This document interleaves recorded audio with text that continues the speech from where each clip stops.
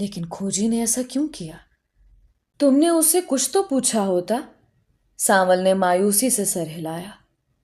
کھوجی نے اس دن کے بعد سے اپنے لب کچھ اس طرح سے سی لیے ہیں کہ وہ اب شاز و نادر ہی کسی سے کوئی بات کرنے کے لیے اپنا منہ کھولتا ہے۔ نہ جانے پیرل کو بھی اس نے کہاں بھیج دیا ہے۔ میں تو گزشتہ 6 مہینوں سے اپنے جگری یار کی شکل دیکھنے کے لیے بھی ترس گیا ہوں۔ ہم نے ساری رات باتوں میں گزار دی تھی۔ بستی کی جانب سے اذان کی آوازیں بلند ہونے لگیں تو میرے ذہن میں اچانک ہی ایک خیال کسی کوندے کی طرح لپکا۔ کیا ہم اس وقت اس کھوجی کے گھر جا سکتے ہیں؟ سانول میری بات سن کر اچھل ہی تو پڑا۔ اس وقت کھوجی کے گھر؟ کیوں، خیر تو ہے؟ وہ کبھی زبان نہیں کھولے گا۔ اپنا وقت ضائع مت کرو عبداللہ۔ میرا وقت اتنا قیمتی نہیں ہے۔ چلو دیر نہ کرو، مجھے روشنی ہونے سے پہلے واپس مزار بھی پہنچنا ہے، ورنہ سلطان بابا پریشان ہوں گے۔ کچھ دیر بعد ہم ہی بستی کی ٹیڑھی میڑھی گلیوں سے ہوتے ایک پرانے سے بوسیدہ مکان کے دروازے تک پہنچ چکے تھے۔ سانول کی تیسری دستک پر اندر سے کسی بوڑھے کے کھانسنے کی آواز سنائی دی اور پھر کوئی چپل گھسیٹتے ہوئے دروازے کی جانب بڑھا۔ دروازہ کھلا اور ایک بوڑھا ہاتھ میں لالٹین تھامے سر باہر نکال کر کچھ گھبرائے ہوئے لہجے میں بولا، اس وقت کون ہے بھائی؟ دافتن اس کی نظر پہلے سانول اور پھر مجھ پر پڑی۔ وہ ہڑبڑا کر بولا، تم؟ مجھے اس بوڑھے کھوجی کی ہڑبڑاہٹ پر مزید حیرت ہوئی۔ آپ مجھے جانتے ہیں؟ ہاں، اس دن تمہیں ہیڈ ماسٹر کے ساتھ بستی کے بازار میں دیکھا تھا۔ تم مزار کے نئے مجاور ہو نا؟ لیکن اس طرح منہ اندھیرے میرے دروازے پر؟ سب ٹھیک تو ہے نا؟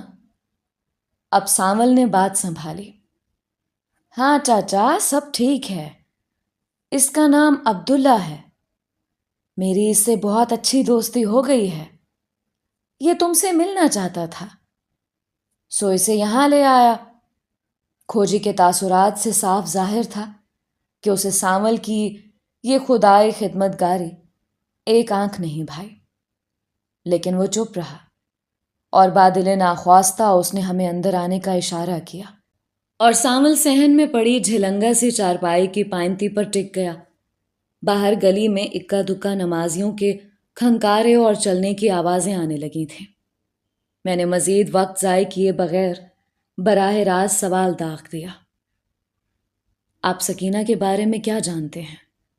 میرا سوال سن کر کھوجی بوڑھے کے ہاتھ سے لالٹین گرتے گرتے بچی اور وہ سانول کی طرف دانت پیس کر بولا، اچھا تو یہ تمہاری شرارت ہے بدماش لڑکے؟ اسی لیے میں نے پیرل کو بھی تمہارے سائے سے دور بھجوا دیا تھا، لیکن تم اب بھی اپنی حرکتوں سے باز نہیں آتے۔ نکل جاؤ تم دونوں یہاں سے۔ میں پہلے 1000 مرتبہ کہہ چکا ہوں کہ مجھے اس لڑکی کے بارے میں مزید کچھ نہیں پتا۔ میں اپنی جگہ بیٹھا رہا۔ سانول نے مجھے ایسا کچھ نہیں بتایا جس سے آپ کسی مصیبت میں پڑ جائیں۔ میں نے خود سکینہ کو صحرا میں دیکھا ہے۔ یہ دوسرا دھماکہ تھا جو عین کھوجی کے سر پر بم کی طرح پھٹا۔ کیا تم نے اس لڑکی کو دیکھا ہے؟ مگر کیسے؟ میرا مطلب ہے کہ پھر تم مجھ سے اس کا پتہ کیوں پوچھ رہے ہو؟ جا کر اسی سے پوچھ لو نا۔ میں کھوجی کے سامنے جا کر کھڑا ہوا۔ وہ مجھے صرف چند لمحوں کے لیے ایک جھلک کی طرح نظر آئی اور پھر غائب ہو گئی، لیکن آپ اس کے بارے میں ضرور ایسا کچھ جانتے ہیں جس سے مجھے اس کی کھوج میں کچھ مدد مل سکے، لیکن شاید آپ کچھ بتانا نہیں چاہتے۔ کھوجی غصے سے بفر گیا۔ کتنی دفعہ کہوں کہ مجھے اس کے بارے میں کچھ نہیں پتا۔ اب تم دونوں یہاں سے چلتے بنو، اپنی جوانی پر نہیں تو میرے بڑھاپے پر کچھ رحم کھاؤ۔ کھوجی کے حتمی انداز سے صاف ظاہر تھا کہ اب وہ اس مدعا پر مزید کوئی بات نہیں کرے گا۔ وہ صحن کا دروازہ کھولے کھڑا ہماری روانگی کا انتظار کر رہا تھا۔ سانول نے مجھے چلنے کا اشارہ کیا۔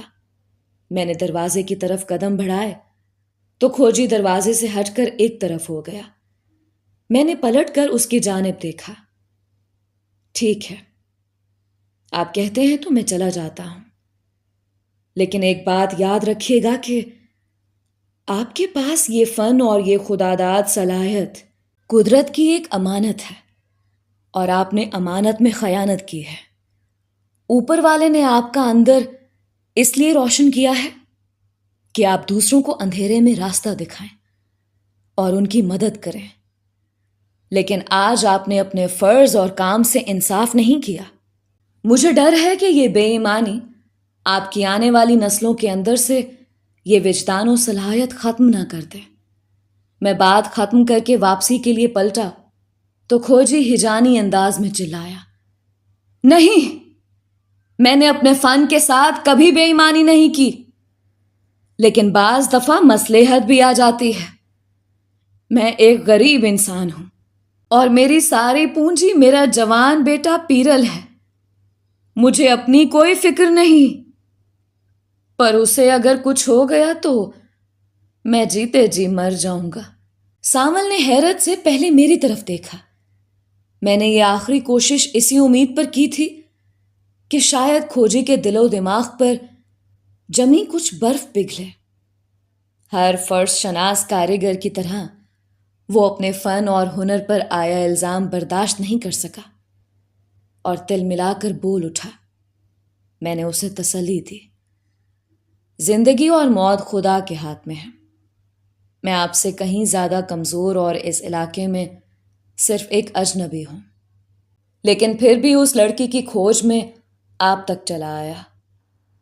کیا آپ کو ان بد نصیب اور لاچار بوڑھوں پر ترس نہیں آتا جو اپنی زندگی کے آخری دن یوں اس تپتے صحرا کی جلتی ریت میں چھانتے ہوئے گزار رہے ہیں؟ ان دنوں میں تو انہیں اپنے گھر کے آنگن میں آرام اور سکون کی زندگی گزارنی چاہیے تھی، جیسے میں اور آپ گزار رہے ہیں۔ کیا آپ چاہتے ہیں کہ وہ دونوں اسی صحرا میں سسک سسک کر اپنی جان دے دیں؟ کھوجی نے بے بسی سے سر پٹخا۔ تم سمجھنے کی کوشش کیوں نہیں کرتے؟ میرے باپ دادا نے بھی انگریزی پولیس میں کھوجی کی ڈیوٹی دی ہے۔ انگریز سرکار نے میرے باپ کو اس خدمت کے صلے میں بڑی عزت، بڑا مان دیا۔ خود میں نے 22 سال کھوجی کی نوکری کی ہے، لیکن کبھی خود کو اتنا بے بس نہیں پایا۔ میں اپنے پیشے کی بہت عزت کرتا ہوں، لیکن کھوجی کچھ بولتے بولتے چپ ہو گیا، پھر لمبی سی سانس لے کر بولا، اچھا، غور سے سنو۔ میں اگلی صبح اس مکان کے باہر نشان اٹھانے پہنچ گیا تھا۔ نشان اٹھانے کا بہترین وقت صبح شبنم اور کوہرے کے خشک ہونے سے پہلے ہی کا ہوتا ہے۔ تب تک وہ بوڑھی اور بوڑھا نہیں پہنچے تھے۔ لڑکی کو گھر سے نکالنے کے بعد قریباً 30 فٹ تک گھسیٹا گیا تھا اور پھر اسے کسی اونٹ پر لاد دیا گیا تھا۔ بس اس جگہ سے آگے لڑکی کے جسم کے نشان ختم ہو گئے تھے۔ اب تو تم بھی سمجھ ہی گئے ہوگے کہ لڑکی کو اغوا کر کے لے جایا گیا تھا۔ میں یہ بات اگر لڑکی کے نانا نانی کو بتا بھی دیتا تو وہ بیچارے اس پردیس میں کیا کر لیتے، اسی لیے میں چپ رہا۔ اور بس میں نے غور سے کھوجی کی جانب دیکھا، لیکن اس اونٹ کے پیروں کے نشان بھی تو کسی جانب گئے ہوں گے۔ آپ نے اس کا کھوج نہیں لگایا؟ کھوجی نے خود کو جیسے ہمارے حوالے کر دیا۔ وہ بالکل ہی ہار کر بولا، وہ ایک نہیں، 3 اونٹوں پر سوار ہو کر آئے تھے اور تمام نشانات دوبارہ صحرا کی طرف ہی پلٹ گئے۔ مجھے ایک جھٹکا سا لگا۔ تو پھر آپ آپ نے یہ بات سکینہ کے گھر والوں کو کیوں نہیں بتائی؟ کھوجی نے بے بسی سے سر پٹکا۔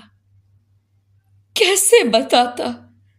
اغوا کنندگان کو پچھلی شام ہی سے ہماری ساری سرگرمی کی اطلاع مل چکی تھی، اور صبح جب میں اس مکان کے سامنے سکینہ کے نشان اٹھا رہا تھا تبھی منہ اندھیرے وہ 3 نقاب پوش میری بے خبری میں میرے سر پر آ پہنچے۔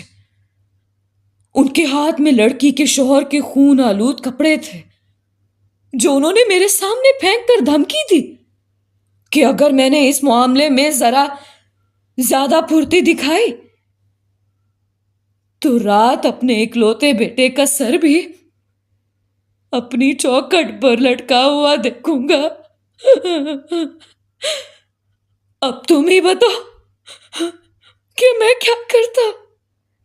میں اسی لمحے گھر پلٹا اور سب سے پہلے پیرل کو شہر چھوڑ آیا۔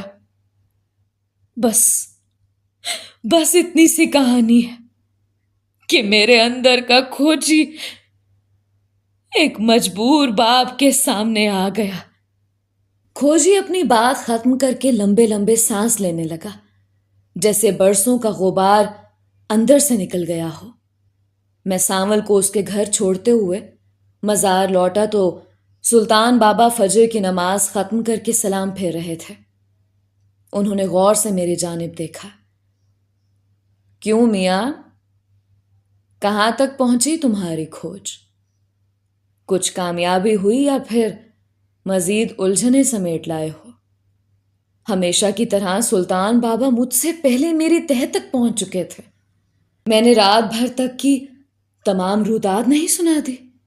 کھوجی کی باتوں سے کچھ ایسا ظاہر ہوتا تھا کہ جیسے سکینہ کا معاملہ کسی قبائلی رشتہ داری کی خلش کا شاخسانہ بھی ہو سکتا ہے، کیونکہ ان علاقوں میں لڑکی کا رشتہ نہ ملنے یا ٹھکرائے جانے پر ایسی انہونیاں عام تھیں۔ لیکن اسی دن جب میں نے اکرام صاحب کے ذریعے بہانے سے سکینہ کے نانا نانی کو کریدا تو یہ بھی محض میری خام خیالی ہی ثابت ہوئی۔ ان کے بقول سکینہ بہت پہلے ہی اپنے شوہر رحیم بخش سے منسوب تھے، اور بنا کسی الجھن کے ان کا رشتہ ہنسی خوشی طے پایا تھا۔ دھاگے مزید الجھتے جا رہے تھے اور ہر جانب سے میرا راستہ ایک بند گلی میں آ کر ختم ہو جاتا تھا۔ سارا دن اسی ادھیڑ بن میں گزر گیا۔ شام کو عصر کے بعد میں انہی سوچوں میں گم بازار کے صحن میں بیٹھا، سورج کے جلتے گولے کو دھیرے دھیرے ریت کے ٹیلوں کے پیچھے چھپتے ہوئے دیکھ رہا تھا کہ سانول ہڑبڑایا ہوا سا مزار کے احاطے میں داخل ہوا۔ میں بھی اسے دیکھ کر چونک سا گیا۔ خیریت تو ہے؟ تمہارے چہرے کا رنگ کیوں اڑا ہوا ہے؟ سانول نے سر پٹکا۔ یہ لوگ مجھے سکون سے کہاں رہنے دیتے ہیں؟ نوری کے باپ نے آج میرے ابا کو اپنے گھر بلایا تھا۔ انہوں نے رشتے کے لیے شرط لگا دی ہے کہ اگر لڑکا کال گھڑ میں کوئی کام نہیں کرنا چاہتا تو اسے شہر جا کر محنت مزدوری کرنی ہوگی تاکہ وہ سال بھر میں اپنی بیٹی رخصت کر دیں۔ اب تم ہی بتاؤ، میں یہ صحرا چھوڑ کر کہیں اور کیسے جا سکتا ہوں؟ میری بانسری کا ہر ساز تو اسی ریت سے زندہ ہے اور میری ہر دھن اسی کے لیے۔ میں تو مر جاؤں گا اسے دور جا کر۔ مجھے تو یہاں کی ہوا میں بھی اس کی خوشبو محسوس ہوتی ہے۔ کسی دوسری فضا میں تو میری سانس ہی گھٹ جائے گی۔ میں چپ چاپ سانول کو اپنے زخم ادھیڑتے دیکھتا رہا۔ الکیمسٹ میں پاولے نے غلط لکھا ہے کہ جب تم کسی کو چاہتے ہو تو کائنات کی ہر چیز تمہیں ملانے میں جٹ جاتی ہے۔ اگر آج وہ میرے سامنے موجود ہوتا تو میں اسے بتاتا کہ ہم جب بھی کسی کو چاہنے لگتے ہیں تو پوری کائنات ہمیں جدا کرنے کی سازش میں جٹ جاتی ہے، ہمارے خلاف منصوبے بنانے لگتی ہے، ہمیں برباد کر دیتی ہے۔ سانول اور نوری کے خلاف بھی سازشیں شروع ہو چکی تھیں۔ محبت بھلا ہمیں کب چین کے 2 سانس لینے دیتی ہے؟ جلد ہی ہماری سانسیں گھونٹنے کے لیے آس پاس کی فضا میں جدائی کا زہریلا دھواں بھر دیتی ہے. ہماری آنکھیں جلنے لگتی ہیں. اس عشق کو شاید خشک آنکھیں پسند ہی نہیں. وہ انہیں ہر لمحہ بہتا ہوا دیکھنا چاہتا ہے. آج سانول کی آنکھیں بھی عشق کے اس صدا سے پیاسی زمیں کو سیراب کر رہی تھی. میں نے اسے آگے کے منصوبے کے بارے میں پوچھا تو وہ ہٹ دھرمی سے بولا، میں کہیں نہیں جاؤں گا. صحرا میں کسی کا ریوڑ چرا کر گزارا کر لوں گا. کاش کال گڑھ میں کلاداروں کی غلامی کے علاوہ بھی کوئی دوسرا روزگار ہوتا تو آج میں اتنا بے بس نہ ہوتا. مغرب سے کچھ پہلے سانول واپس لوٹ گیا. اندھیرا ہونے سے کچھ دیر قبل کالا بھی مزار کے باہر آ کر مخصوص گراہٹ سے مجھے بلانے لگا. اس کا زخم دھیرے دھیرے بھرنے لگا تھا. چال میں بھی کچھ توازن آ گیا تھا. وہ انتہائی حد تک سدھایا ہوا کتا تھا. اس نے پہلے دن محسوس کر لیا تھا کہ میں اسے اپنے کپڑے مس کرنے میں احتیاط سے کام لیتا ہوں. تب ہی وہ اپنی شکر گزاری کا اظہار کچھ فاصلے سے ہی کرتا تھا. کالے کے جانے کے بعد میں پھر اس ویران مزار کی منڈیر کے قریب آ بیٹھا. جانے وہ کس کا مزار تھا. اندر کمروں میں بنی ایک گمنام قبر کے اوپر کسی نے پھولوں کی جو آخری چادر چڑھائی تھی، اب اس کے پھول بھی خشک ہو کر ہوا کے ساتھ ادھر ادھر بکھرے جاتے تھے. سلطان بابا اندر سے نکلے اور مجھے یوں گمسم بیٹھا دیکھ کر میری طرف آ گئے. کیا سوچ رہے ہو میاں؟ کبھی اپنے اندر کی اس وحشت کو لگام بھی دے دیا کرو. جنوں حد سے بڑھ جائے تو دیوانگی میں تبدیل ہو جاتا ہے. میں نے ان کی جانب براہ راست دیکھنے سے گریز کیا. آپ میرے لیے دعا کیوں نہیں کرتے؟ نصف جنوں سے مکمل دیوانگی کہیں بہتر ہے. میں خود اپنے اندر کی اس پل پل بڑھتی بے چینی سے بہت تنگ آ گیا ہوں. سلطان بابا مسکرا دیے. اپنے اپنے مقدر کی بات ہے. کسی کو خرد راس آئے تو کسی کو جنوں. اب دیکھو عبداللہ کے مقدر میں دیوانگی ہے یا فرزانگی. انہوں نے میری نظروں کے تعاقب میں مزار کے گنبد پر نگاہ ڈالی اور پھر کچھ دیر بعد بولے، بہادر شاہ ظفر کو پڑھا ہے؟ میں نے چونک کر انہیں دیکھا. کون؟ وہ آخری مغل شہنشاہ؟ نہیں، بس اس کی شاعری کے بارے میں یونیورسٹی میں تھوڑا بہت سن رکھا تھا. سلطان بابا نے مزار کے گنبد کی طرف اشارہ کیا. شاید اس کا یہ قطع بھی ایسے ہی کسی مزار کے لیے ہوگا. سنو اور اسے اپنی زندگی سے جوڑ کر دیکھو. یہ ہم سب پر یکساں لاگو ہوتا ہے. نہ کسی کی آنکھ کا نور ہوں، نہ کسی کے دل کا قرار ہوں. جو کسی کے کام نہ آ سکا وہ ایک مشت غبار ہوں. پڑھے فاتحہ کوئی آئے کیوں، کوئی چار پھول چڑھائے کیوں، کوئی آ کے شمع جلائے کیوں. میں وہ بے کسی کا مزار ہوں. جانے اس قطعے میں کیا بات تھی. مجھے یوں لگا جیسے میرا دل بہت دیر کے لیے ڈوب سا گیا ہے. مجھے یوں لگا جیسے بہادر شاہ ظفر نے خاص میرے لیے یہ سطریں کہی ہوں. خود میری حالت بھی تو دن بدن کسی ایسے مزار جیسے ہی ہوتی جا رہی تھی. رات ڈھلتے ہی صحرا کی طرف سے سانول کی بانسری کی آواز فضا کے دوش پر بکھرنے لگی. لیکن آج اس کی تان میں کچھ عجیب ہی کسک اور کرب تھا. یہ محبت کس قدر قابض اور زور آور ہوتی ہے کہ ہمارے ساز اور ہماری تانیں بھی اسی کے تابع ہو جاتی ہیں. آج میں سانول کو اس کی اپنی آگ میں جلنے کے لیے تنہا چھوڑنا چاہتا تھا. ویسے بھی جانے مجھے ایسا کیوں لگ رہا تھا کہ یہ گرم حبس زدہ رات مجھ پر کسی نئے روپ میں کھلنے والی ہے۔ شاید میرے اندر کہیں یہ خواہش شدید طور پر انگڑائیاں لے رہی تھی کہ میں کسی بھی طرح ایک بار پھر سکینہ کی ایک جھلک دیکھ سکوں۔ اس بار میں نے پہلے ہی سے خود کو ذہنی طور پر تیار کر رکھا تھا کہ میں اسے نظروں سے اوجھل نہیں ہونے دوں گا۔ میں اندھیرے میں باہر صحرا پر یوں نظریں گاڑے بیٹھا تھا جیسے ابھی یہ سیاہ پردہ پھاڑ کر کوئی معجزہ رونما ہونے والا ہو۔ جانے کتنی دیر یوں ہی گزر گئی۔ کئی بار میری آنکھیں نیند سے بوجھل ہو کر بند ہوئیں اور ایک آدھ بار مجھے جھونک بھی آئی، لیکن رات کا کالا پردہ میرے مقدر کی طرح بند ہی رہا۔ صبح سے کچھ پہلے میں تھک کر اندر کمرے میں جانے کے لیے اٹھ کھڑا ہوا اور تب ہی ایک عجیب سی آواز میرے کانوں سے ٹکرائی۔ شاید اونٹوں کا کوئی قافلہ صحرا سے گزر رہا تھا۔ ہاں، یہ قافلے کی بجتی جرس کی آواز ہی تھی۔ لگتا تھا کہ بہت سے اونٹوں کے گلے میں بندھی گھنٹیاں بج رہی ہوں۔ رفتہ رفتہ یہ آواز قریب آنے لگی۔ میں دم بخود سا کھڑا انتظار کرتا رہا۔ میں نے سن رکھا تھا کہ صحرا میں قافلے صبح منہ اندھیرے سے بھی پہلے روانہ ہوتے تھے، کیونکہ مسافر شب کو اٹھتے ہیں جو جانا دور ہوتا ہے۔ لیکن یہ کیا؟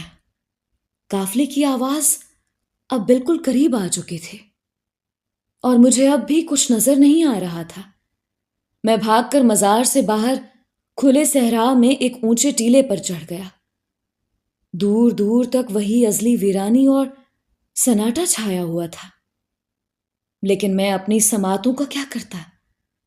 میرے کانوں میں اب تک قافلے کا شور گونج رہا تھا اور ان آوازوں کی ہر باریک تفصیل مجھے ریڈیو پر پیش کیے جانے والے کھیل کی طرح سنائی دے رہی تھی۔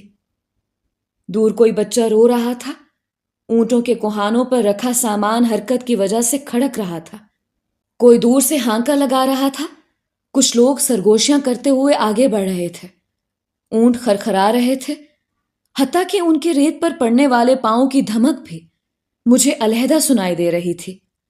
کچھ پازیبوں کی جھنکار، کچھ شریر بچوں کے ہنسنے اور دوڑنے کی آوازیں، اور قافلے کے پہرے داروں کے وقفے وقفے سے سب کو ہوشیار کرنے کے لیے نکارے پر چوٹ کی آواز تیز ہو گئی۔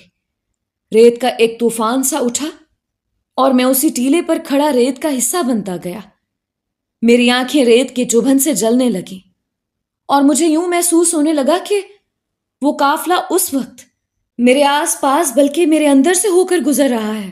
سرگوشیاں تیز ہو گئیں، جیسے لوگ مجھ سے بچ کر دائیں بائیں سے گزر رہے ہوں، لیکن میری جلتی ہوئی آنکھوں کے پردے پر اب بھی صرف میلوں دور پھیلتا ہوا ویران صحرا ہی اپنا عکس بکھیر رہا تھا۔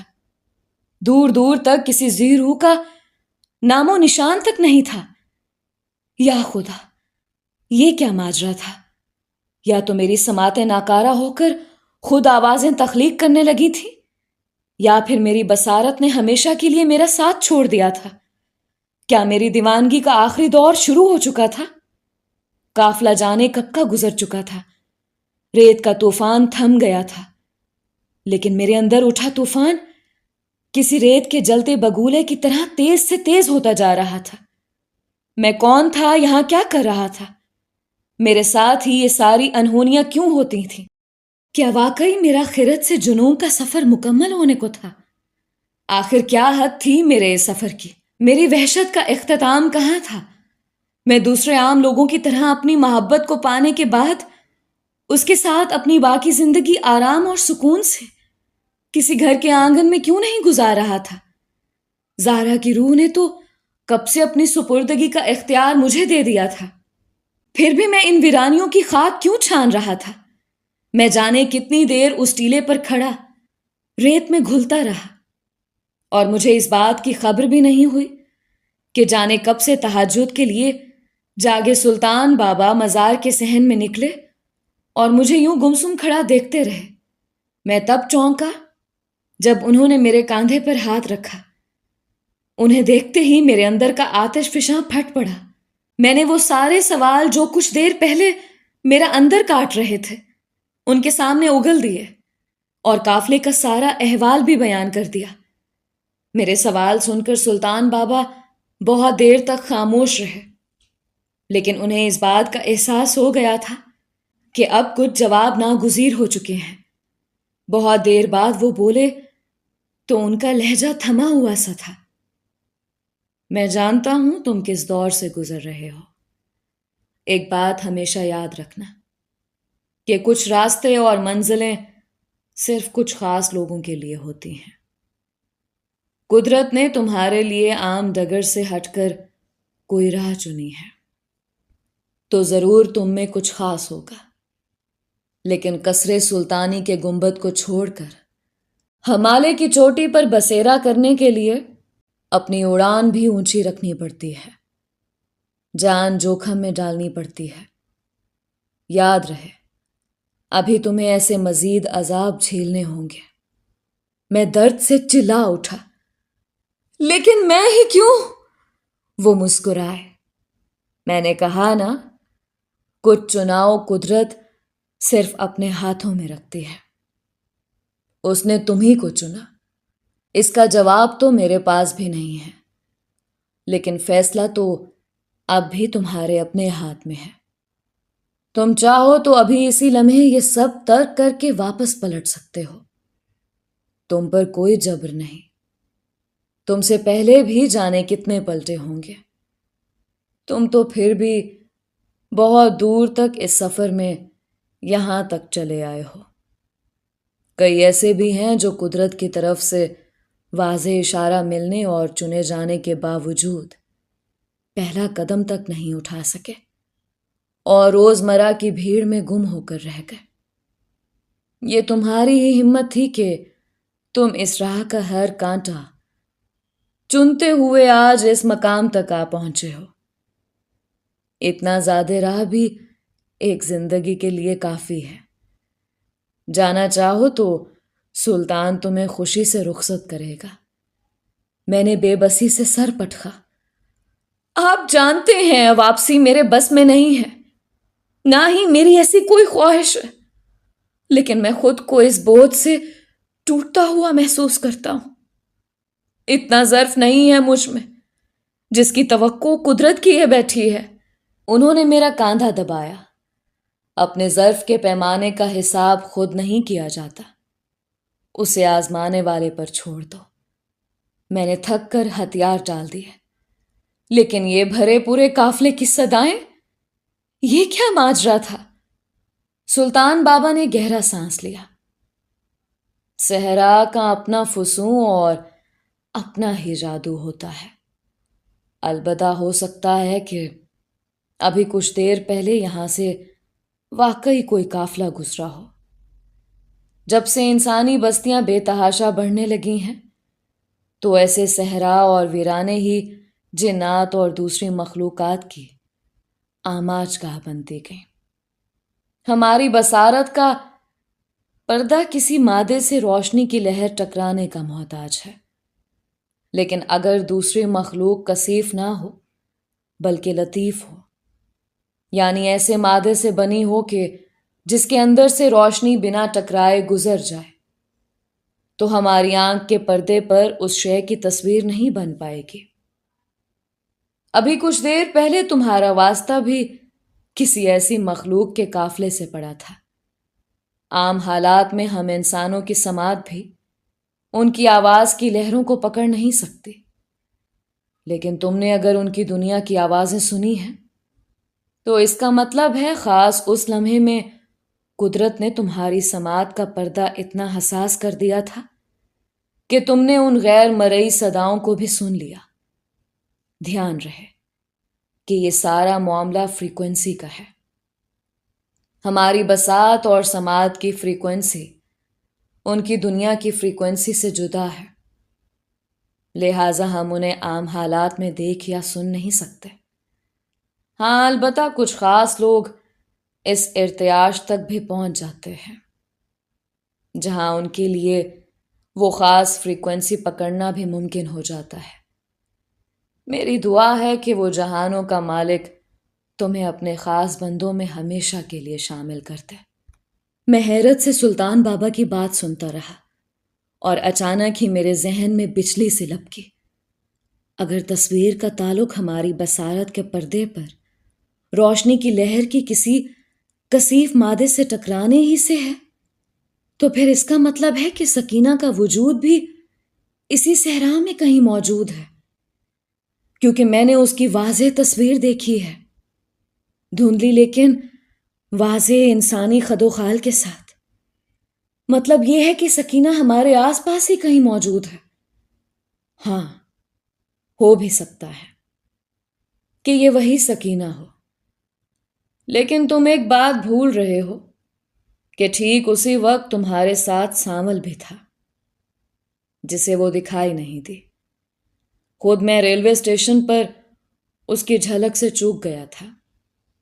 اگر اس سارے معاملے سے پھولوں والی وہ خاص چادر نکال دی جاتی تو یہ بھی ہو سکتا تھا کہ وہ کسی عام صحرائی لڑکی کا ہیولہ ہو جو صحرا میں بھٹک رہی ہے۔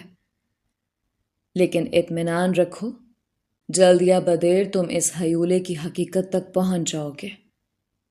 یاد رہے، ایک بار تم نے خود ہی ایک مفروضے کا ذکر کیا تھا، اگر خلا میں ماضی کی لہر زندہ رہ سکتی ہے تو پھر ماضی کی تصویر کی جھلک کیوں نہیں؟ ہو سکتا ہے جو تمہیں نظر آ رہا ہو وہ بھی اس حال کی نہیں بلکہ ماضی کی کسی تصویر کی جھلک ہو، اور قدرت نے تمہاری سماعت کی طرح تمہاری بصارت کے پردے کو بھی چند لمحوں کے لیے یہ طاقت عطا کی ہو کہ تم نے اس صحرا کے ماضی کی کوئی جھلک اس لڑکی کی تصویر کی صورت دیکھ لی ہو۔ یہاں کچھ بھی ناممکن نہیں کہ اس قدرت کے کارخانے میں جب جب جو جو ہونا ہے تب تب سو سو ہوتا ہے۔ سلطان بابا اپنی بات ختم کر کے اندر پلٹ گئے اور میں اپنی مخصوص جگہ گمسم سا کھڑا رہ گیا۔ میرا سارا وجود ایک ارتعاش سے کانپ رہا تھا اور کان سائیں سائیں کر رہے تھے۔ سوال تھے کہ بڑھتے ہی جا رہے تھے، اور جواب تھے کہ مستقل دامن بچائے جاتے تھے۔ اچانک صحرا کی جانب سے ایک تیز نسوانی چیخ نے میرے سارے خیالات بکھیر دیے۔ میں گھبرا کر پلٹا۔ چیخ دوسری مرتبہ بلند ہوئی۔ سامنے مزار کے صحن میں نماز پڑھتے سلطان بابا بھی سلام پھیر کر چونکے تو مجھے جھٹکا سا لگا۔ مطلب یہ صرف میرا واہمہ نہیں تھا، آواز سلطان بابا نے بھی سنی تھی۔ جہاں سانول رات بھر بیٹھ کر بانسری بجایا کرتا تھا، میں بے تحاشا اس جانب دوڑ پڑا۔ صحرا کی ریت میں میرے پاؤں دھنسے جا رہے تھے۔ دور سے میں نے اس اونچے ٹیلے پر فجر کے جھٹپٹے میں کسی عورت کا ہیولہ دیکھا جو مسلسل نیچے کی طرف دیکھ کر چیخ رہی تھی اور اپنی مخصوص زبان میں کسی مدد کے لیے چلا رہی تھی۔ ٹیلے کو دیکھتے ہی میری سانس رکنے لگی۔ یہ وہی ٹیلا تھا جہاں سانول گزشتہ رات بانسری بجا رہا تھا۔